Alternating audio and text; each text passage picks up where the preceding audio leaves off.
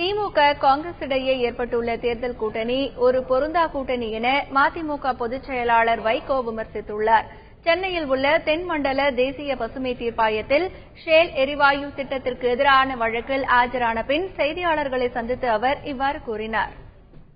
என்ன அடிப்படையில் இப்பொழுது கூட்டு சேர்ந்திருக்கிறார்கள்? அப்பொழுது சொன்ன காரணங்கள் இப்பொழுது இல்லாமல் போய்விட்டதா? இதைத்தான் அழகிரி சுட்டிக்காட்டுகிறார். என்ன அடிப்படையிலே அதற்கு பிறகு கனிமொழி ராஜ்யசபா மெம்பர் ஆக வேண்டும் என்பதற்காக நீங்கள் போய் அணுகிறீர்கள் என்று உண்மைகளை போட்டு உடைக்கிறார். இதுதான் உண்மையான நிலைமை.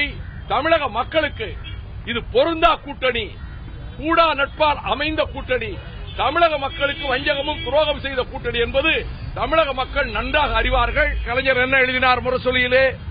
அவர் 2013 டிசம்பர் மாதத்தில் முரசொலியில் 10ஆம் தேதி 11ஆம் தேதி என்று கருதுகிறேன். அதிலே எழுதுகிற போது காங்கிரசோடு இனி என்றைக்கும் கூட்டணி கிடையாது, கூடா நட்பு கேடாய் முடியும்.